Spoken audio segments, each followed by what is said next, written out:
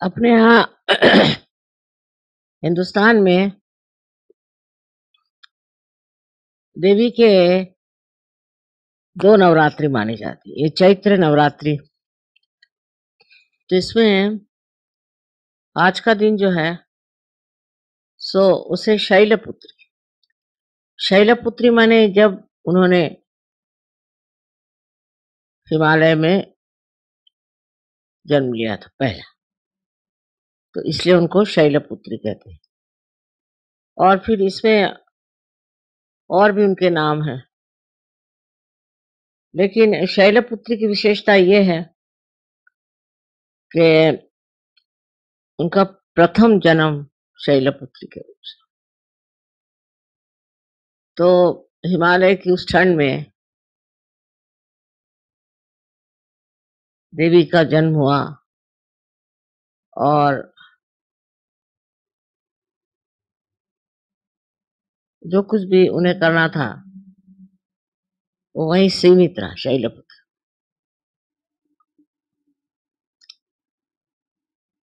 लेकिन आगे की तो स्टोरी आपको मालूम ही है कि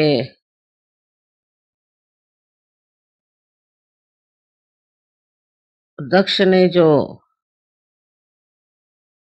हवन बनाया था उसमें उन्होंने शिव जी को आमंत्रण नहीं दिया। ये शिव जी की पत्नी,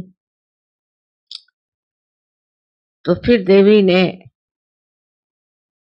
उनको सती कहते, तब सती रूप थे। उन्होंने जा करके हवन कुंड में अग्नि में अपनी आहुति दी। तब शिव जी आए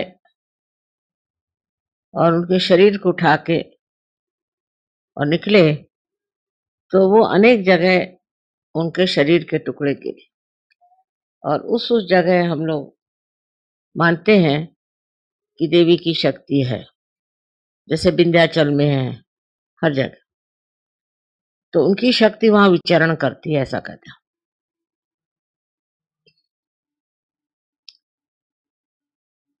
और वो जो शक्ति थी वो किसी भी चीज को पवित्र कर देती थी,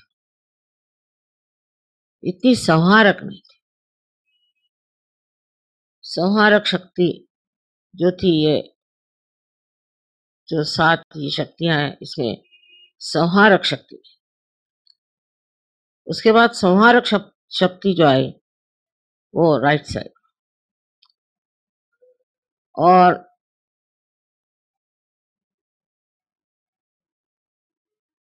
जैसे राइट साइड में है सावित्री, गायत्री आदि राइट साइड में। पर संहारक शक्ति का जो प्रादुर्भाव हुआ, मतलब एक दिशा लेफ्ट में गई, एक दिशा राइट, और जो संहारक शक्ति है वो सेंटर सेंटर में। तो उसमें आप देखते हैं कि देवी के अनेक रूप हार्ट चक्र पे है, जैसे दुर्गा है और भी उनके जो रूप जिसने उन्हें संहार किया, वो हृदय पे विराजमान, हृदय चक्र पे, हमारे हृदय चक्र में वो विराजती। तो इस हृदय चक्र की एक शक्ति तो यह है ही कि अगर कोई आपको परेशान करे या आप पे आघात करे, ये आपको दुविधा में डाल दे, तो वो जो शक्ति है हृदय में वो आपका प्रोटेक्शन करेगी और जो आपको सताएगा उसका संहार। तो वहां पर सबसे जो शक्ति का क्या कहना चाहिए प्रादुर्भाव है या सबसे ज्यादा इफेक्टिवनेस है उसकी, इसका असर है, वो है कुंडलिनी का वहां। जब कुंडलिनी हृदय चक्र पे आती है, क्योंकि कुंडलिनी जगदम्बा उसका अम्बा, तो जब वो आती है तब उसकी शक्ति और बढ़ जाती है। तो जब मनुष्य सहयोग को प्राप्त होता है और कुंडलिनी के जागरण से उसके हृदय में स्थित होती है शक्ति, तो वो पूरी तरह से आपको संभालती है, आपका रक्षण करती है पूरी तरह। आपका बाल भी नहीं बांका हो सकता, पर उसको हृदय में रखना चाहिए, माँ को हृदय में रखना चाहिए। ये माँ की शक्ति है, मातृत्व की शक्ति है। और मातृत्व शक्ति ऐसी है कि वो अपने बच्चों को हमेशा संरक्षित, हमेशा संरक्षित। सो इसीलिए कि जब कभी हम लोग परेशान होते हैं तो मेडिकल टर्मिनोलॉजी में ऐसा कहे कि यहाँ जो हड्डी है वो हिलने लग जाती है, और उससे जो चारों तरफ फैले हुए हमारे एंटीबॉडीज हैं, जिनको हमारी भाषा में तो हम गण कहें, उन गणों को खबर आ जाती और वो फौरन तैयार हो जाते। तो गणों की भी वो महाराजनी है, उनके भी आधार पर, उन्हीं के आज्ञा पर वो चलते हैं। और इन लोगों में जैसे गणेश और देवी, इनमें कोई कभी भी झगड़ा होने का सवाल ही नहीं आता, वैमनस्य होने का सवाल ही नहीं आता। वो दोनों ही शक्ति मानो जैसे एक आकार है। तो गणेश उनके बेटे हैं और वो उनकी माँ।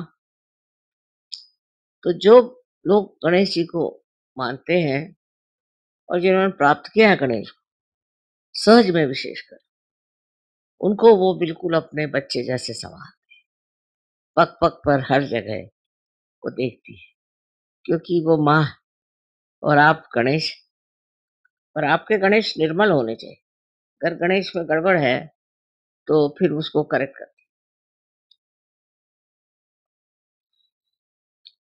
इस प्रकार नानाविध उनकी क्रियाएं हैं। पर आज की विशेषता ये है, कहते हैं कि सर्वप्रथम उन्होंने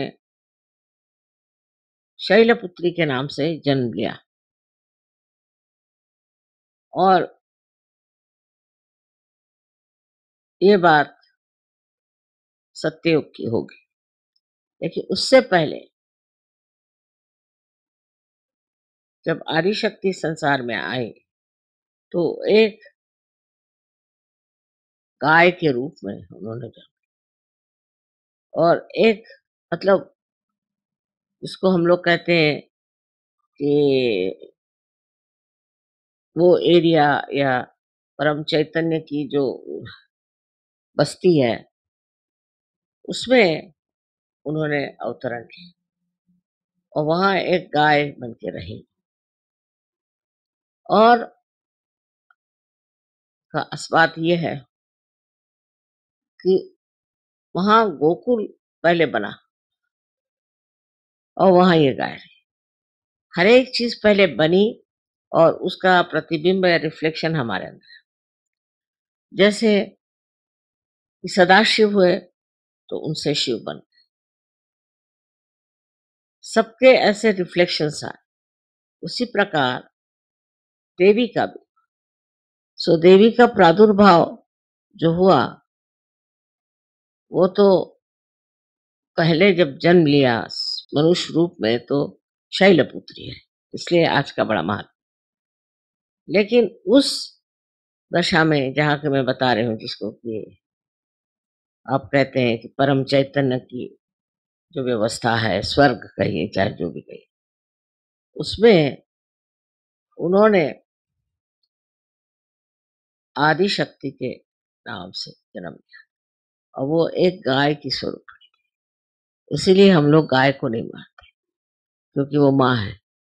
और वो भी यहाँ की गाय में और फॉरेन की गाय में बहुत फर्क। इनकी शक्ल और होती, उनकी बिल्कुल अलग होती है। मुझे याद है मेरी लड़कियां छोटी थी, ग्रैंड डॉटर्स, तो पूछती हैं कि नानी यहाँ की भैंसें सफेद क्यों है? तो भैंस में और गाय के एक्सप्रेशन में कोई फर्क ही नहीं, दोनों एक ही जैसे। अब वो ही आदिशक्ति के लिए जन्म लेने का समय नहीं था, क्योंकि पहले आप जानते हैं कि द्वापर, त्रेता आदि होते गया, वो कलयुग में ही उनको आना था, क्योंकि सारे ही चक्रों को लेकर, सारे ही देवियों को लेकर, सारी ही शक्तियों को लेकर के कलयुग में आना पड़ा, नहीं तो कार्य नहीं होता। इतना घोर कलयुग, इस घोर कलयुग में कार्य करना बड़ा कठिन, पर उसमें महामाया स्वरूप होकर आना, क्योंकि घोर कलयुग में अगर कोई जाने की आदिशक्ति तो ऐसी मारने को दौड़े, इसलिए महामाया बन गई। और पहले का जो था स्वरूप, तो वो इस तरह महामाया स्वरूप नहीं था, वो पूरा खुला प्रच्छन्न था, क्योंकि उन दिनों में ऐसी कोई बात नहीं थी कि देवी को कोई मार डालेगा। वो जमाना और था, जैसे कहते। अब वो भी, उनका जन्म जो हुआ हिमालय के गोद में, और उसके बाद विवाह शिव जैसे महान शक्तिशाली के साथ। तो बहुत बार लोगों को ये प्रश्न होता है कि एक नवरात्रि ये है, एक नवरात्रि, और एक देवी के लिए कहते हैं कि महाकाली है, महासरस्वती, ये सब है, लेकिन सब आदिशक्ति के ही अंग प्रत्यंग है। और इनका जो प्रादुर्भाव हुआ, वो भी ऐसे ही टाइम में हुआ कि जिस कार्य को करना था। जैसे अब आपके मेरठ में शाकंभरी देवी का प्रादुर्भाव हुआ, कि उनमें ये शक्ति थी कि वो अ, उपज को बढ़ाती थी। हम भी जब मेरठ में थे, तो हमने बहुत वहाँ खेती-बाड़ी करी, तो इतने बड़े-बड़े बैंगन आप उठा नहीं सकते, इतने बड़े-बड़े टमाटर, और ककड़ियाँ इतनी मोटी, इतनी लंबी। कुछ समझ में नहीं आता था लोगों को, कि हमें तो 5 या 6 प्राइज़ेज़ मिले वहाँ। वो शाकंभरी देवी की शक्ति। तो जहाँ जिस शक्ति का प्रादुर्भाव होता है, वहाँ ये शक्ति जो भी हो, वही कार्य में ज़्यादा रत।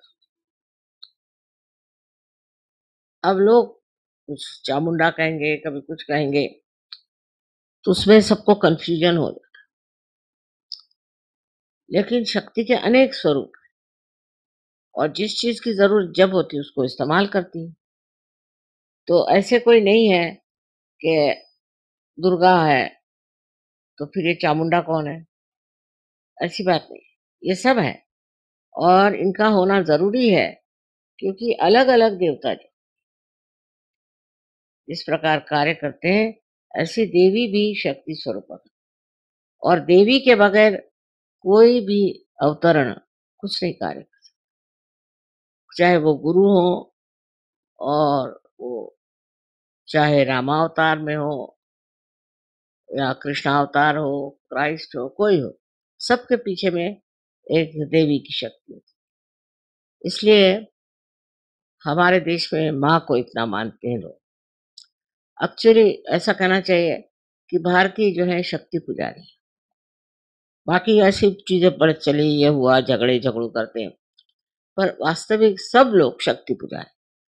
जो विष्णु को मानते हैं वो भी शक्ति पुजारी है, जो शिव को मानते हैं वो भी शक्ति पुजारी है, क्योंकि माँ माँ को तो कोई नहीं बांट सकता।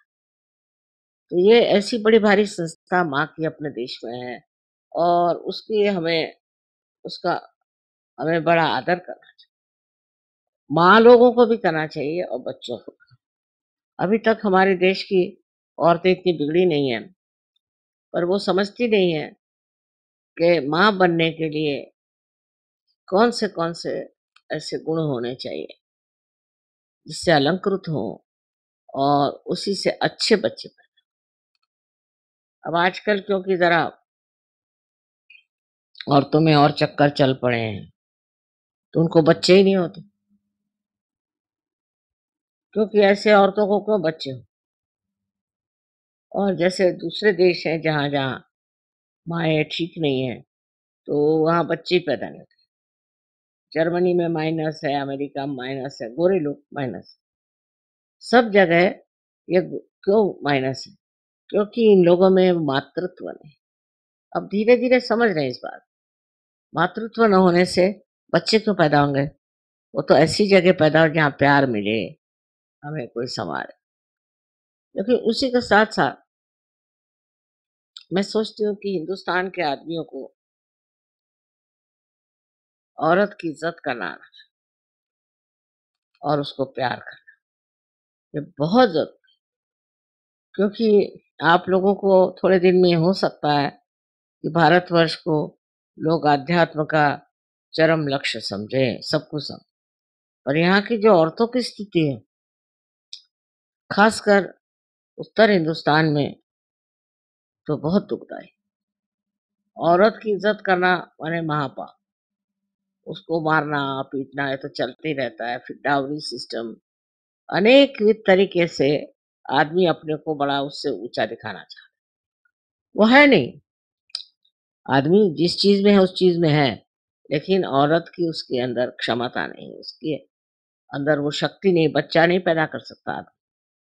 तो जो औरत की इज़्ज़त नहीं करते, वो देश भी नष्ट हो जाता है और जो माँ की इज़्ज़त नहीं करते, वो भी देश नष्ट है।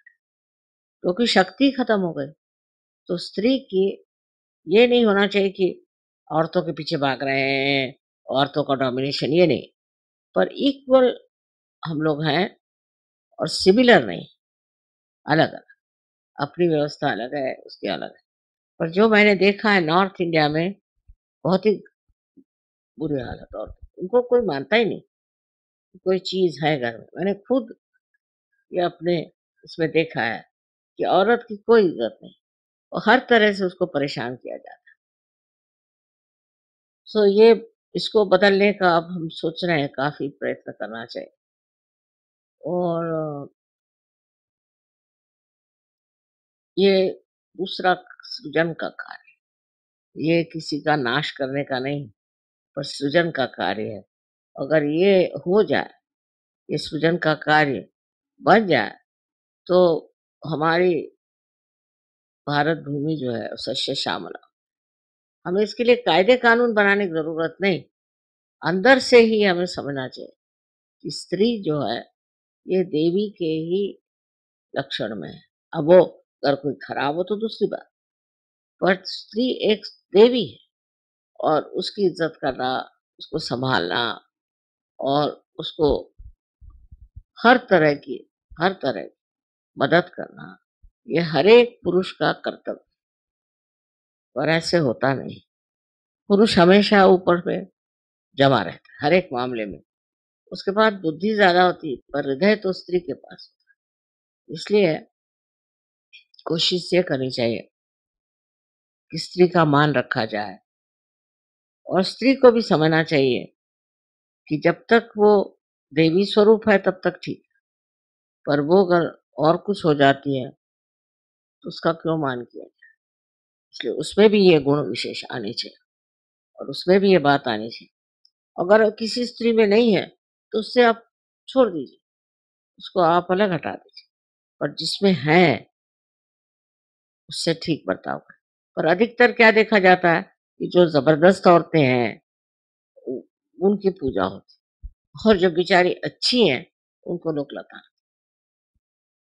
तो अपने को अपने जो सच के आदर्श है उसमें एक अच्छे पति-पत्नी बनना चाहिए और आपस में बहुत प्रेम और आपस में बहुत अंडरस्टैंडिंग होनी चाहिए। तभी सहयोग असली फलेगा, नहीं तो नहीं फलता। इस तरह से देवी के अनेक स्वरूप हमारे शास्त्रों में वर्णित हैं और वो सब बिल्कुल सही है। इसमें कोई भी त्रुटियाँ नहीं है, गलती नहीं। पर उसकी गहनता समझने के लिए सहज में उतरना पड़ेगा। तो वाइब्रेशंस पे आप पता लगेगा। अब उसमें डिस्क्रिमिनेशन आप देखेंगे कि हर एक शक्ति के अलग वाइब्रेशंस हैं, पर बड़ी ये सूक्ष्म बात है। इसके लिए जितनी आपकी प्रगति होगी, उतने आप समझ पाएँगे। इसका मतलब नहीं कि अब आप उसी में लगे रहिए। मतलब ये है कि आप सिर्फ़ ध्यान धारणा से अपनी अगर शक्ति बढ़ाएँ और अपने को उस स्तर पे उतार लें, तो आप खुद ही समझ आएँगे कि इंसान को देखते ही आप समझ जाएँगे कि ये कैसा एकदम, वो ज्ञान एकदम आ जाए क्योंकि हम ज्ञान मार्गी हैं और हमारे नसों में ज्ञान आ गया है, तो ये सब पता हो जाएगा। पर उसके लिए ध्यान करना बहुत ज़रूरी है और कोई इसका मार्ग नहीं है कि आप बड़े पूजन करिए, भजन करिए और ये करिए, वो कर कुछ ध्यान करना और उसके साथ ही साथ इंट्रोस्पेक्शन मैं क्यों कर रहा हूँ ऐसे? मुझे ऐसे क्यों करना है? अपने ऊपर ध्यान होना है और दूसरे के ऊपर नहीं कि वो क्यों करा? तो क्या उसका कोई फ़ायदा नहीं होने वाला। आप ही को अपने को ठीक करना है और दूसरे को आप थोड़ी ठीक कर सकते। तो अपने ऊपर ध्यान रखें कि मैं ऐसे क्या कर रहा हूँ? मैं ऐसे क्यों सोच रहा हूँ? मेरे दिमाग में ऐसी बातें क्यों आती हैं? अपनी तरफ ध्यान दें और दूसरे की तरफ प्रेम दृष्टि कीजिए, प्रेम की दृष्टि कि मैं तो प्रेम में बैठा हूँ और अंदर मेरे क्या प्रेम हो रहा है सबके लिए।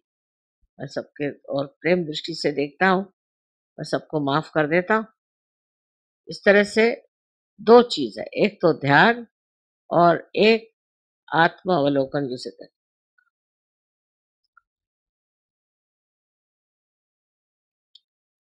तो ये 2 चीज़ों से मनुष्य की प्रगति होती है।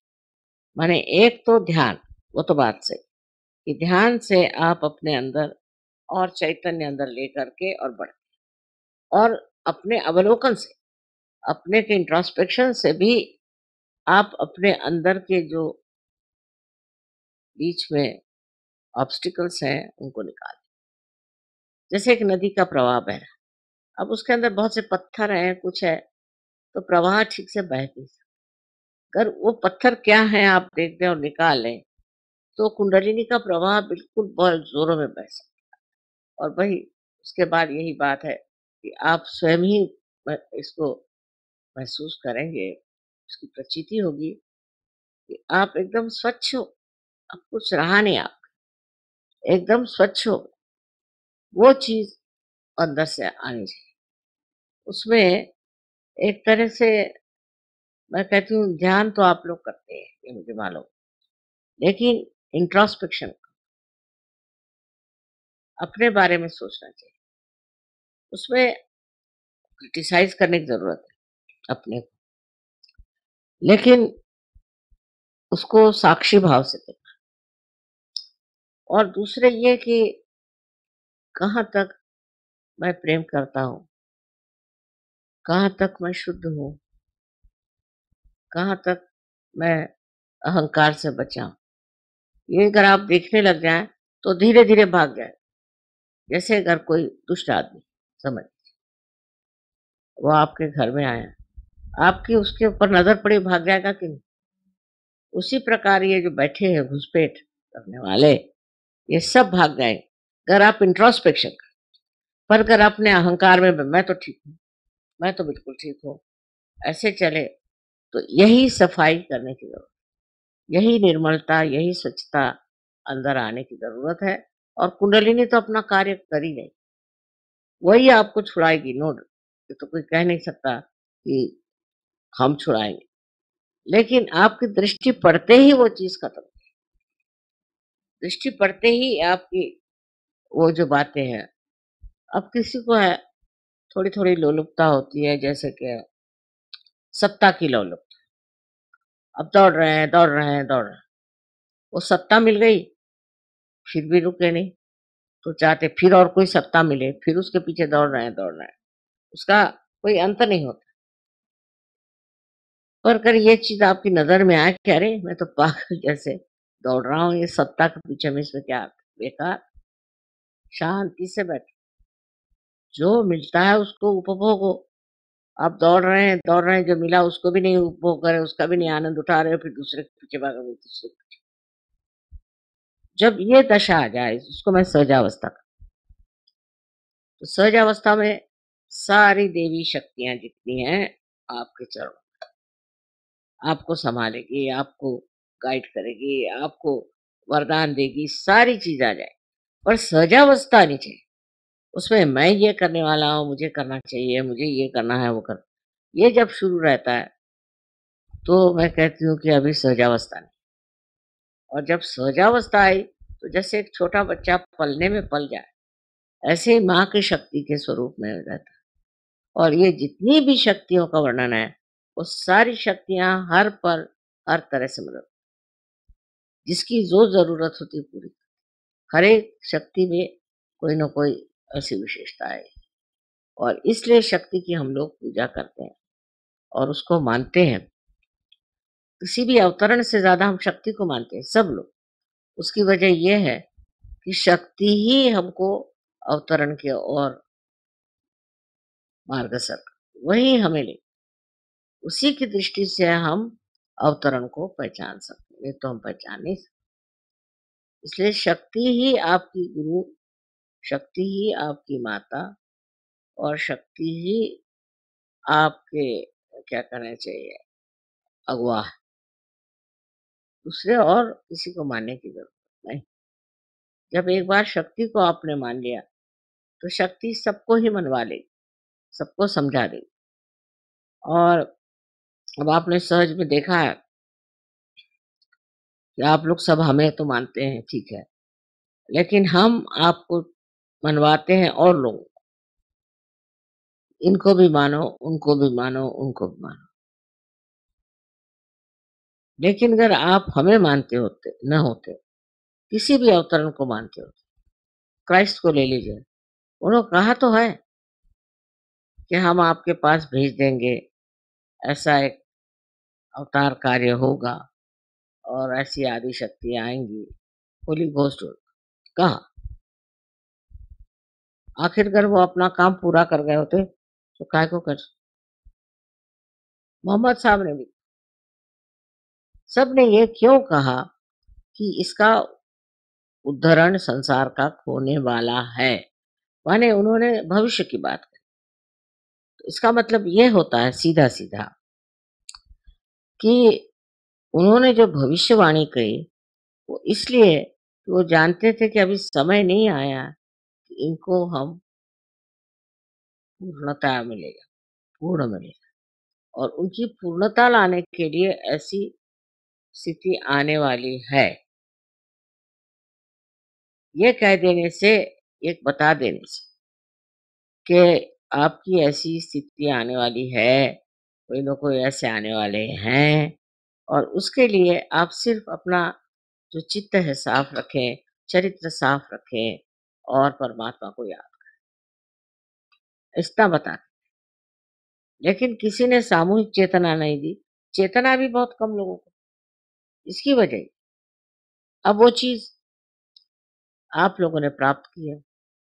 अब आपको तो बहुत ज़ोरों में इसमें प्रगति करनी चाहिए। बस 2 ही चीज़ तो करनी है, एक तो ये कि ध्यान करना है और एक इंट्रोस्पेक्शन। और उसमें तीसरी चीज़ में जब आपको जो उसमें होगा, मतलब सौंदर्य दृष्टि आएगी। हर एक आदमी की सुंदरता दिखाई, उसकी अच्छाई दिखाई देगी। कितना भी आदमी आपसे दुष्टता से बर्ताव करे, तो समझ में आएगा कि नहीं, उनमें ये बात ज़रूर, ये सीखने की बात। तो आपकी नज़र बुराई से उठ कर के अच्छाई पे जाएगी और जब अच्छाई पे जाएगी, तो आप अच्छाई अपनाइए। लेकिन आपकी बुराई पे नज़र रहेगी, तो आप कैसे अच्छाई इसलिए ये जो स्थिति है जिसमें कि आप, मैंने कहा कि आप अपने को भी आत्मनिरीक्षण करें, उससे आपको मालूम नहीं कितना आनंद आता है। अगर आप में अंदर सुंदरता है, तो आपको अपने ही से आनंद आएगा। अगर आप दूसरों में देखते हैं, तो और आनंद आएगा। तो सुंदरता ही देखनी चाहिए, आदमी की अच्छाई देखनी चाहिए और उसमें फिर आपको आश्चर्य होगा कि हर एक आदमी में कोई ना कोई खूबी तो है ही, लेकिन उसका मज़ा कोई नहीं उठा सकता। अब जैसे एक फूल है, फूल के अंदर सुगंध है, लेकिन अगर आपके पास नाक ही नहीं हो, तो आप सुगंध क्या सूँघ। ऐसी बात कि आपके अंदर वो हृदय होना चाहिए, जो उस प्यार को, उस महत्ता को, उस बड़प्पन को समझ सके और उसको आप अपनाइए। तो जितना वो आदमी अपने को नहीं आनंदित कर सकता, आप कर सकते। उसमें जो छिपा हुआ है, उसको आप जान सकते। उसके अंदर की कस्तूरी को आप पहचान सकते और उसका आनंद उठा सकते। सो दूसरों से आनंद उठाना सीखना, ये शक्ति का ही कार्य। शक्ति आनंदमयी, आनंददायिनी। और जब ये आनंद आने लगेगा, तब आप देखिएगा कि आप समझ जाएँगे कि अब तो हम हो गए सहज। तो ये सहजावस्था है कि दृष्टि ही आपकी गलत चीज़ों पे नहीं है, क्या फ़ायदा? क्योंकि आपको कुछ किसी का संहार नहीं करना है, किसी को नष्ट नहीं करना है, वो तो देवी का काम, आपको नहीं। तो सारे दुनिया का जो आनंद अलग-अलग जगह छिपा हुआ है, उसका आकलन करना, उसका उपभोग लेना आपके नसीब में है। इसलिए आज के दिन, क्योंकि आज मैंने बताया पहला दिन है उनका शैलपुत्री का। और शैलपुत्री का मतलब ये भी होता है कि उनकी अवलोकन, क्योंकि हिमालय में पैदा हुई। हिमालय सबसे ऊँचा पर्वत है और वहाँ से सारे दुनिया का अवलोकन, मतलब उनकी दृष्टि सब पर पड़ने के लिए पहले शैलपुत्री का जन्म, वो सब देख लिया है। छोटे बच्चों को भी देखिए, सबको देखते हैं, ये कौन है, वो कौन है, वो कौन है। उसी तरह शैलपुत्री का कार्य है। और उस पर से और भी नाम है, शैलजा, ये वो है। पर जो अपने यहाँ ग्रंथों में माना जाता है कि नवरात्रि, जो चैत्र की नवरात्रि है, उसमें जो पहले देवी का अवतरण हुआ, वो है शैल। बहुत जगह चैत्र की इसको बहुत मानते हैं, जैसे बिहार में आपके यहाँ छठ होती है, षष्ठी के दिन, षष्ठी के दिन वहाँ होती है छठ। वो ये इस इनमें से। और दूसरी जगह कहीं गायत्री, कहीं कुछ। अब गायत्री मंत्र भी बहुत राइट साइडेड आदमी को नहीं कहना चाहिए, क्योंकि राइट साइडेड पावर्स, उनको उससे अच्छा लेफ्ट साइड की मंत्र का है, जो बहुत राइट साइडेड है। जो लेफ्ट साइडेड है वो राइट साइड के मंत्र का है। इस तरह से बैलेंस आ जाए। तो मतलब ये समय है, आनंद विभोर होने का है। इतने बड़ा महत्वपूर्ण समय है और हमारा भी जन्म ऐसे ही समय में हुआ। तो कमाल तो ये है कि इसके बाद, हमारे जन्म के बाद नवरोज, वो भी यहीं से शुरू हुआ और हमारे जन्म के बाद ही नवरात्रि शुरू हुई। इसके बड़े कमाल के कॉम्बिनेशंस हैं। तो 21 मार्च के बाद ही नवरात्रि आई, उससे पहले नहीं। इस प्रकार ये चैत्र की जो है बड़ी कमाल है। और अपने यहाँ चैती वगैरह ऐसे गाने भी होते हैं, उसके एक ढंग होता है गाने का, चैती, चैती गाना।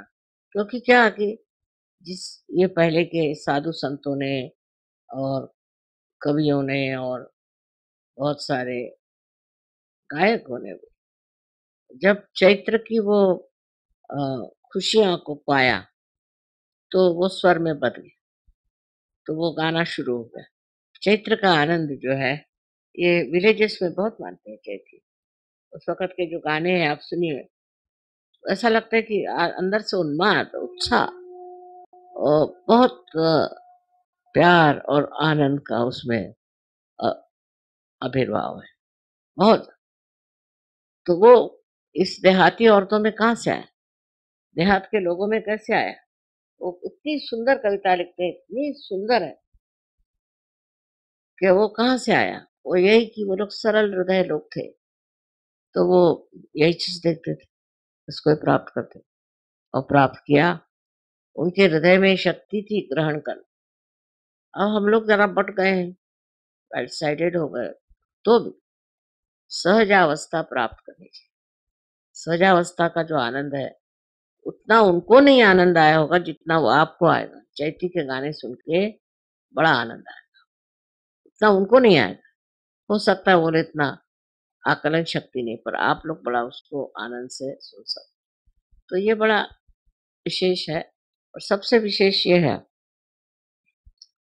कि विक्रमादित्य ने जब उसके ईस्वी सन शुरू किया, तो इसी को ये ये जो है तृतीया, इसी को उसने माना कि इसी से शुरू करना। माने 1 तारीख, ये इसका नाम अक्षय तृतीया ही रख, ये टल अक्षय तृतीया से ही उन्होंने उनके जो थे शुरू करे कैलेंडर। वैसे ही शालिवाहन ने जो संवत्सर बनाए, वो भी इसी तारीख से। आखिर उन्होंने क्यों? उन्होंने भी ये और इन्होंने भी वो। इनकी तारीख एक जो है दोनों की। आश्चर्य की बात है, क्योंकि इसने अ, विक्रमादित्य का राज्य था, उसपे इन्होंने शालिवाहन ने अटैक किया, उनको हराया। वो तो बब्रुवाहन उनके, मतलब शालिवाहन के वो पोते थे शायद, और उनको हराया।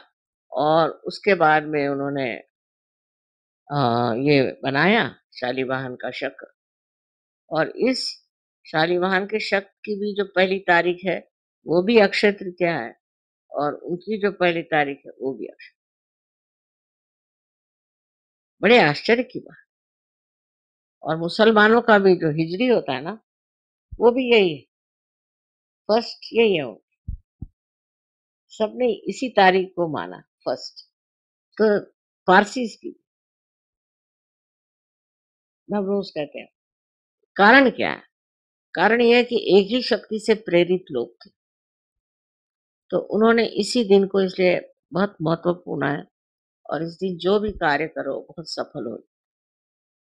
और खास कर लोग कुछ कर विशेष कार्य करना है, तो उसको आज के दिन करते हैं, क्योंकि आज कहते हैं कि सबसे ज्यादा सबसे ज्यादा पुण्य उस दिन।